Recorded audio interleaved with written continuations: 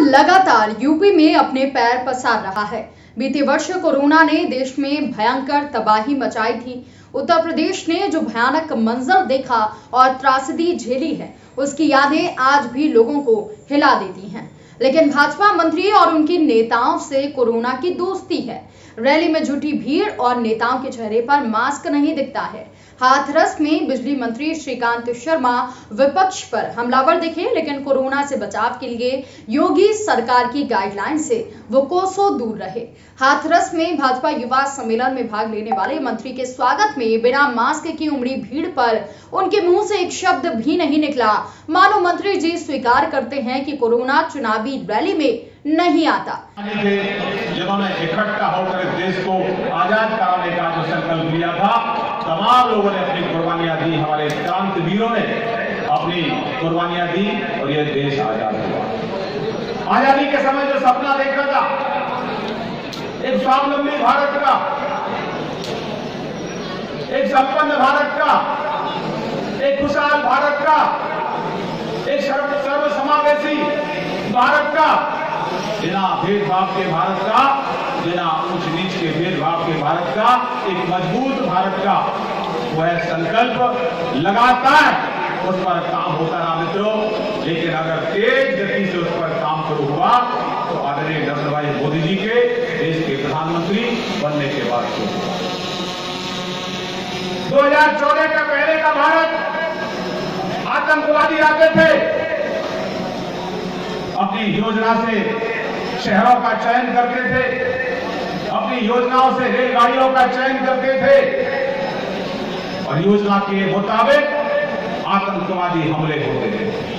मेरे नौजवान साथियों को ध्यान होगा, मुंबई का हमला हुआ था, मुंबई का हमला हुआ। इसी प्रकार मैनपुरी के क्रिश्चियन मैदान में कठेरिया समाज की महासम्मेलन में पूर्व केंद्रीय मंत्री और भाजपा नेता प्रोफेसर रामशंकर कठेरिया भी योगी सरकार की द्वारा जारी गाइडलाइन की धज्जियां उड़ाते हुए नजर आए। उन्होंने सम्मेलन में आए लोगों से अपने बच्चों को कॉन्वेंट स्कूलों में पढ़ाने की वकालत की। वह यूपी में कोरोना को लेकर आप सभी सतर्क रहें। नेताओं को भीड़, रैली और चुनाव से मतलब है, आप अपनी सुरक्षा स्वयं करें। परिस्थिति बनी है उसमें स्वाभाविक रूप से जिस चुनाव चल रहा है इस समय, और चुनाव जैसे सरकार निर्णय लेगी या कोर्ट निर्णय लेगा या कमीशन निर्णय लेगा, हम उसका अच्छा सा पालन करेंगे। ना रैली होगी ना आयोजन होगा। नहीं, जैसे अभी गाइडलाइन भी जारी हुई है कि 200 से ज्यादा लोग जो है एक एकत्रित करके दूसरे समाज के लिए जहर खोलें। नहीं, जहर का कोई विषय नहीं आया। नहीं, अगर विषय नहीं आया तो जो मौजूदा स्थिति में बीजेपी राजनीति कर रही है, एम और जे और वाई के अंतर्गत। नहीं, भारतीय देखिए, आप पार्टी की बात करें। भारतीय जनता पार्टी की स्पष्ट सोच है, सबका साथ सबका विकास, कोई एम जे वाई नहीं है।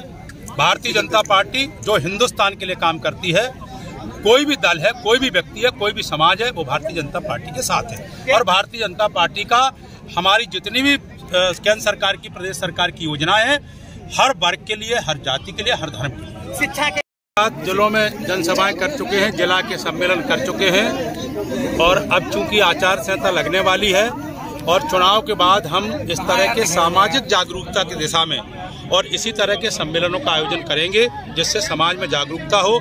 और केवल उत्तर प्रदेश में नहीं, हम पंजाब, हरियाणा, बिहार और हमारा पश्चिम बंगाल, उड़ीसा, सभी प्रदेशों में हम जा रहे हैं। और वहाँ पर जहाँ पर चुनाव नहीं है, चूंकि हम सांसद भी हैं, पार्टी के जिम्मेदार एक कार्यकर्ता भी हैं, इसलिए चुनाव में मुझे यहीं रहना पड़ेगा। और कोई राजनीतिक बात नहीं, आपने सुना होगा मेरे कोई भी उद्बोधन में कोई राजनीतिक बात नहीं। कोई राजनीतिक बात नहीं, बस इतना है कि सरकारी शिक्षा अच्छी नहीं है, प्राइवेट पढ़ाई है। नहीं, वो देखिए, वो तो बच्चों को भाई प्रोत्साहन क्या करें, प्रोत्साहन करने के लिए ये बात कही गई। नहीं, ये हम लोग मान सकते हैं कि वर्तमान में भारत सरकार शिक्षा की व्यवस्था अच्छी नहीं रखे है। उत्तर प्रदेश सरकार मैं खुद शिक्षा मंत्री रहा हूँ, इसलिए मैं कह रहा हूँ, नई शिक्षा नीति हम ही ने तैयार की थी। और उसी नीति जी शिक्षा नीति, हम प्रोफेसर आदमी है, हमें